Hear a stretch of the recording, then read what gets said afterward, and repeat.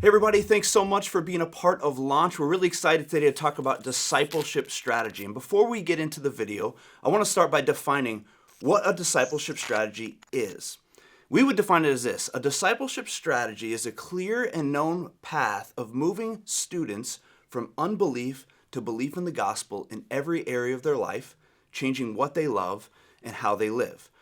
Now, maybe you're like me, I grew up in the church, and as I became a pastor, I really wanted to know, how do we disciple students? But I had all kinds of ideas of what that meant and what that looked like. And so today I want to talk to you about what discipleship is and isn't. Because sometimes in order to know what it is, we have to know what it's not. And so today we're going to talk about that. And the first thing I want to talk to you about discipleship is this: discipleship is not a moment, it's a movement. Now, for so long, as a pastor doing youth ministry, I was obsessed with the moments. I thought all of it was about that moment where the kid would raise their hand and accept Jesus, that moment that they would be at the altar and crying. And I thought all of my success and all of my failure was based around the moment. But the problem with that is, when we look at the biblical model of discipleship, it's not about the moment. It's actually about this process, this movement from unbelief to belief. And so when you look at the disciples of Jesus, it's sometimes hard to peg down, when did they actually put their faith in Christ? We look for the moment, and it's kind of hard to find. And the same is true with all people, and especially with students. Maybe you've done this for a little bit of time, and you've had those students that you thought had that moment, right, that changed their life, and then inevitably they end up doing stuff, and you're going, are they even Christian? And we feel so discouraged, and why am I doing this? Well, it's because we sometimes are looking for a moment instead of a movement. Discipleship is the process of pouring our lives into a student's pre-conversion, before they even know Jesus, including up till the point where they know Jesus, and then post-conversion. It's moving them from disbelief in the gospel to belief in the gospel in every area of their life, which means it's this long process. It's this movement that progresses over time. It's not about a momentary thing. It's not about getting them to raise their hand at an altar or getting them to repeat a prayer after you. Those things are great. Those moments are awesome. But at the end of the day, discipleship is about moving them through a process and through a journey. So I want to encourage you to have that mindset, have that time frame in mind. It's not about the moment, it's about the movement. But the other thing we know about discipleship is it's not about behaving, it's about beholding. So when I first became a youth pastor, I got really discouraged because I had these students, and maybe it was one or two in my youth group, who I was watching, and they were the good kids. They were the ones that were coming on every event we were doing. They were raising their hands at worship, and they were the only students that made me feel like I wasn't a complete failure in youth ministry. And I thought, wow, okay, at least these kids are behaving and doing the right things. These are real Christians. And then they would go away to college, and immediately they would be doing all the wrong things. And I remember thinking to myself, man, what happened? I thought these kids were solid Christians. And over a period of time, what I realized is that my whole philosophy of discipleship was about getting them to behave like a Christian.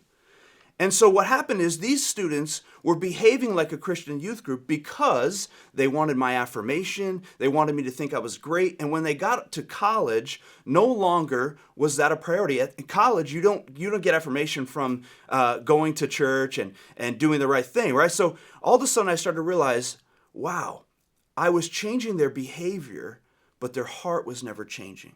The things that their heart loved originally were still there. And it was this fundamental shift in my mind to go, my job is not to change how they behave, but it's to change what they behold. And at the end of the day, you can change someone's behavior. You can get them to act and look like your definition of a Christian. But if in their heart, what they love and what they long for is not the gospel and is not Jesus, we haven't changed a thing. So discipleship is not about changing behavior. It's not about behavior modification. It's about heart transformation. And the only way to transform someone's heart is to point them to the beauty of who Jesus is. Our job as youth pastors or youth leaders is to point and elevate Christ in the hearts and the minds of our students, so that when they look at Jesus, they're transformed by who he is and what he's done for them. And when someone has a heart transformation, their behavior always follows. But you can change someone's behavior without changing their heart. So when we think about discipling students, it's important to remember it's not about behaving, it's about beholding. How do we transform their hearts and their behavior will follow? The last thing I want to share with you is discipleship is not about assimilation, it's about replication. And sometimes in church we think about it like this. My job is to get these kids involved. So I want to get them serving in the youth group. I want to get them involved as ushers or student leaders or whatever the process is. Assimilation is always about getting them folded into the life of the church. And the idea is if we get them busy doing stuff that our church is doing, then we'll be successful. The problem is that busyness and activity is not necessarily a reflection of real discipleship. What do we see in the Bible? We see the ultimate reflection of discipleship as replication. Paul, when he's writing his letter to Timothy, who's his spiritual son, says, what you've seen me do, I want you to teach others so that they can teach others. It's this 4 generation of discipleship, 4 generations of spiritual fathers pouring into spiritual sons, spiritual mothers pouring into spiritual daughters, and replicating. And the whole idea of disciple making in the Bible is what God has done in you, he wants to do through you. Which means that the true heart and evidence of discipleship is not just busyness and church activity, but it's actually replication. Do we see our students discipling other students? Do we see our students intentionally building relationships with students that they know and friends and family who are far from Jesus? And so our goal in disciple making is not to get students busy into church life and activity. It's to get students replicating their faith into others.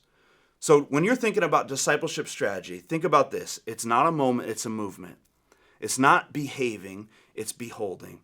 And lastly, it's not assimilation, it's replication.